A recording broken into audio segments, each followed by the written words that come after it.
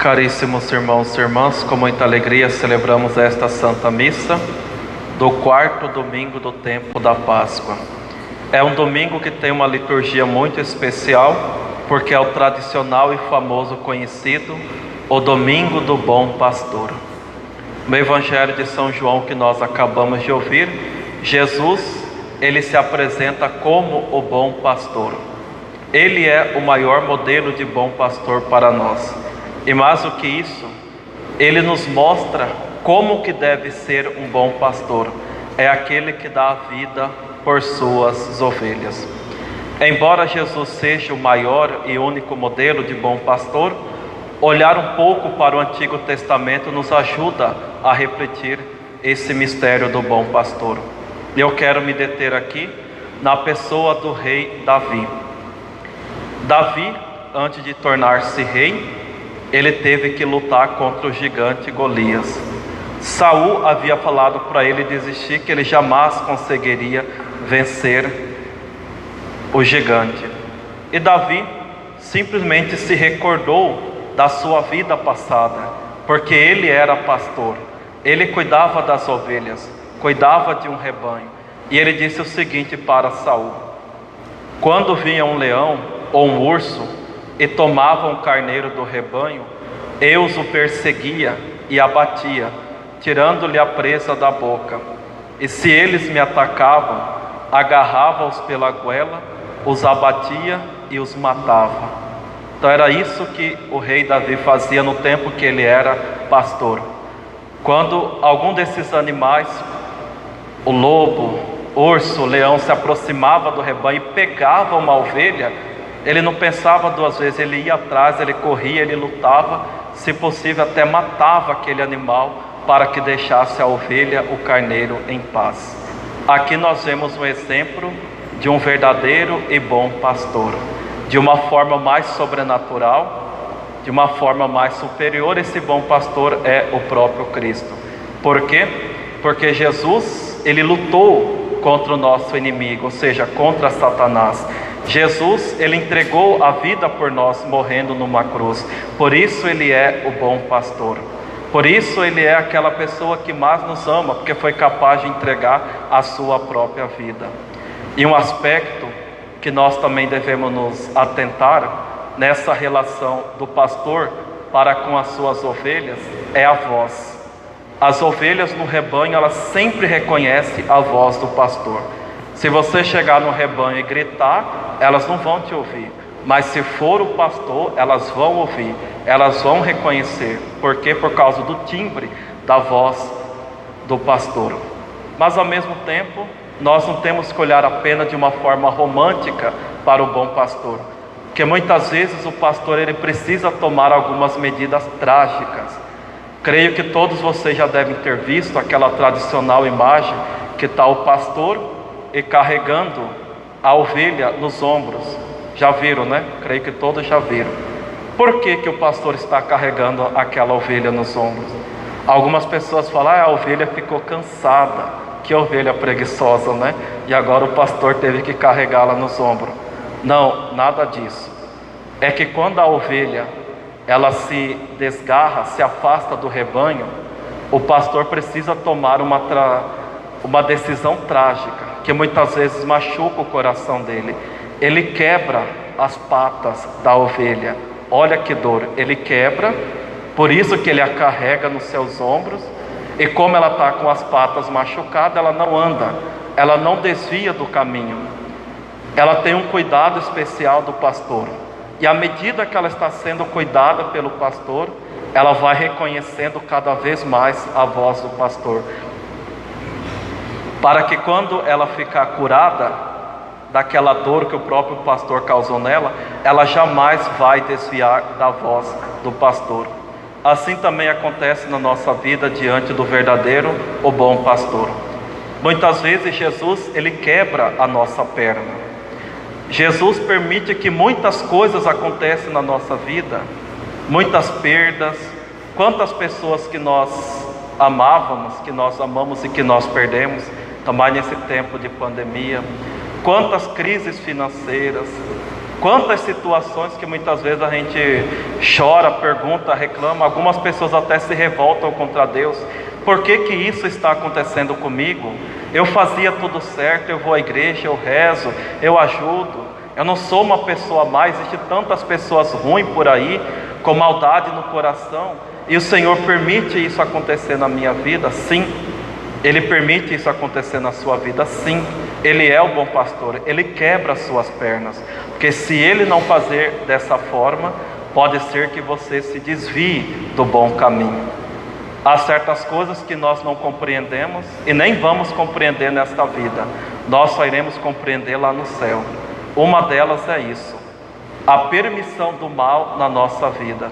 Mas tenho a certeza, se o mal, se o sofrimento, se as percas são fortes e nos abala, muito mais forte é o amor de Jesus por nós.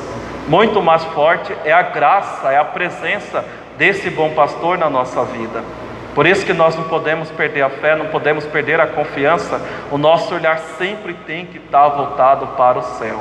Não sei por que que isso está acontecendo, mas eu aceito como a vossa vontade. Eu nunca vou esquecer que certa vez um padre estava pregando para nós lá no seminário, e esse padre estava perdendo uma pessoa que ele amava muito, um ente querido da sua família, que foi uma morte assim muito dolorosa, aquele processo terminal de câncer e tudo mais. E ele dizia o seguinte para nós: eu não rezo para que ela fique curada, eu rezo para que Deus faça a vontade dele, porque se for para ela ser curada e voltar àquela vida velha que ela tinha, eu não quero. É melhor que Deus a leve imediatamente, da forma que ela está toda voltada para Deus. Então é dessa forma que nós temos que olhar para o sofrimento, para as tribulações. Ver que muitas vezes o bom pastor quebra assim as nossas pernas, porque se não fosse assim nós iríamos nos desviar do caminho. Quantos de nós que passamos a rezar, passamos a frequentar as santas missas, quando a dor bateu na sua porta? Quantas pessoas, hoje tem 7º dia, então quantas pessoas que há muito tempo não vêm à missa, está vindo hoje porque é o 7º dia, sendo que o cristão deveria vir à missa no mínimo todos os domingos. Se não fosse pela dor, não iria buscar a Deus. Estão vendo por que Deus muitas vezes quebra a nossa perna em vista de um bem muito maior? Na segunda leitura de hoje, São João nos disse o seguinte: caríssimo, desde já somos filhos de Deus, mas nem sequer se manifestou o que seremos. Uma vez batizados, nós recebemos essa graça de sermos filhos de Deus, mas São João nos diz que ainda não aconteceu aquilo que vai ser o maior presente na nossa vida, e isso só vai acontecer quando nós chegarmos lá no céu. Por isso Jesus, o bom pastor, é aquele que nos conduz no caminho para o céu. É isso que Jesus quer de nós, Ele quer nos levar para o céu. Ah, por que Deus quebrou minha perna? Por que isso está acontecendo? Porque Deus quer te levar para o céu. Ele não promete para nós felicidade aqui, Ele promete para nós felicidade lá no céu.